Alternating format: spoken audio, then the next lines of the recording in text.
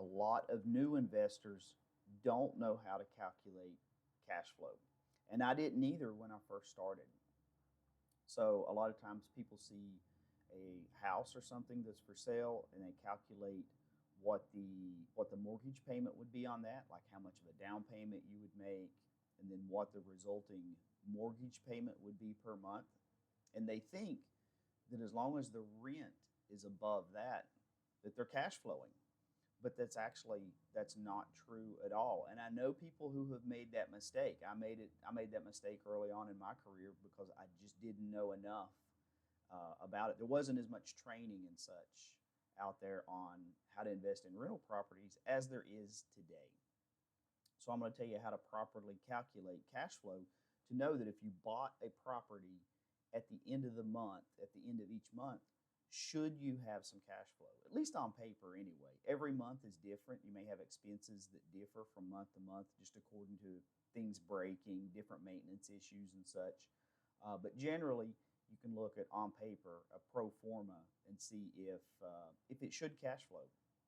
So the first thing you want to look at is actually if you're going to have debt on the property. So if you're going to owe a bank for that property, how much is the monthly payment?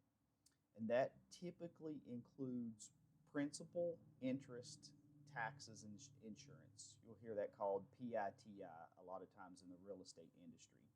So you want to make sure you're well above that. In fact, principal, interest, taxes, and insurance should be less than 50% of the gross rent.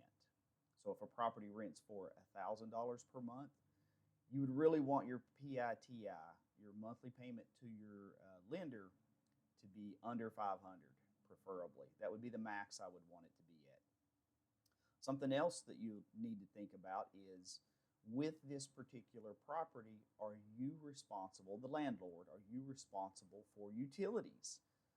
Some properties you may be, especially something like a small multifamily property. So think like a duplex, a triplex, a quad. There may be utilities that the landlord is responsible for. Everything may not be sub-metered in that building. You need to consider that. You could be responsible for water, sewer, gas, electric. Even if it is sub-metered, sometimes in common areas, the landlord is responsible for electrical. So maybe in a hallway or something like that. That would need to be taken into your monthly expenses. Also, lawn care. Most of the time with a single family home that is a rental, the lawn care is taken care of by the tenant. They do the lawn care, take care of mowing grass, things like that.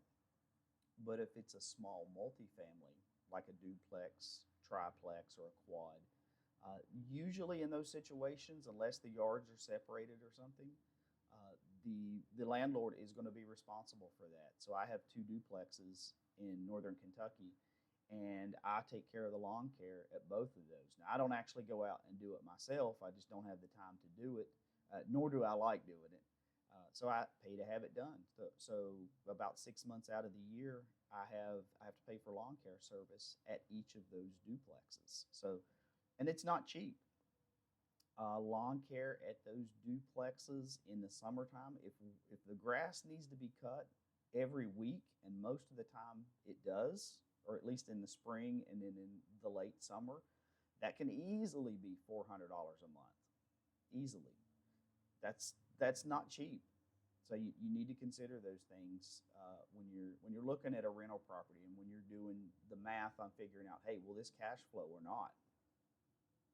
Something else, this is something I also have, is property management. So you may or may not want to manage your own properties. I actually don't want to manage my own properties. I don't want to work with the tenants. I would rather hire professional property management that collects the rents, does evictions, does inspections on the properties, takes care of maintenance, just things like that. So I actually hire a property manager. That needs to be in your calculation also. Property management, it varies, but it typically is about 10%. That's the calculation I would use if I was trying to figure out, hey, is this property, a good one for me to purchase? Is it something I should purchase? And I would put that into my cash flow or into my numbers. I actually would include property management, even if you decide to manage it yourself. Another thing you need to think about with property management, not all areas of the country have property management or have it available. Very rural areas may not have property managers in the area. So consider that when you're looking at properties, especially in rural areas. There's a lot of property managers that are in big cities, metros, places like that, but they're not as common, or there may be fewer of them. Your options may be limited in rural areas. Uh, also, maintenance and vacancy. Those are actually two separate items. So you need to think about if things break, like what do you do? Hot water heaters are going to go out.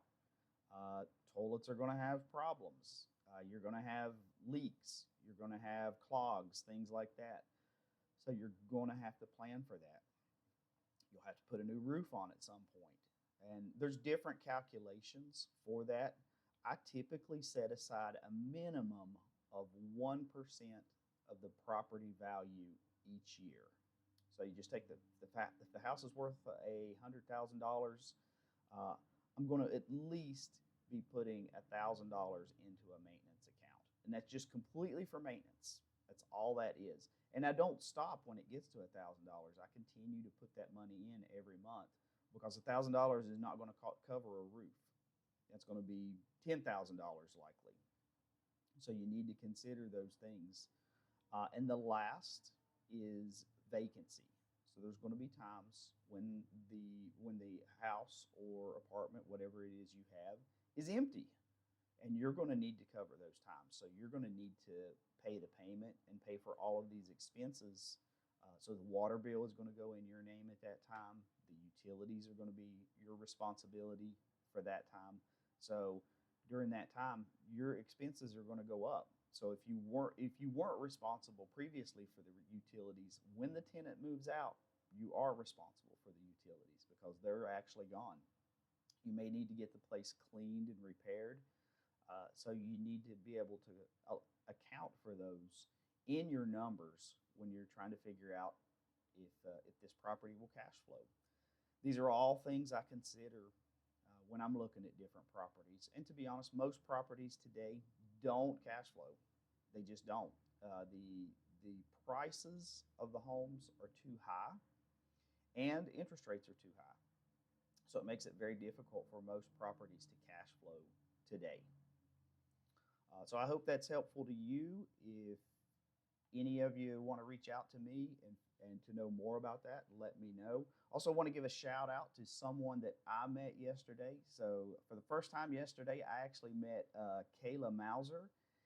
She is a wholesaler in several different markets. She was born and raised here in Cincinnati, but she actually is a wholesaler also in Indianapolis, Indiana, and Cleveland, Ohio. She may have mentioned other markets too, I'm not sure. But she is looking for a lot of different things. She's taking some big actions. She's actually looking for 100-unit apartment buildings in Phoenix, Dallas, Tampa, and also San Diego. So she's definitely takes some huge action, and somebody I'm going to try to stay close to. So Kayla, thanks for the call yesterday. That was great, and can't wait to do some business with you.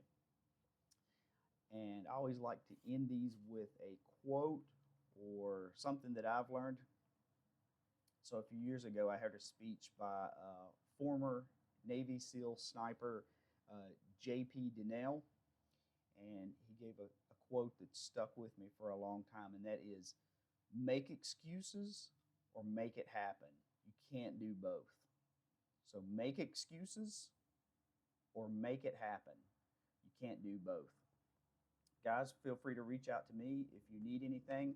I'll put Calendly links so you can book a 25-minute call with me, and we'll just talk about real estate or whatever works for you. See y'all.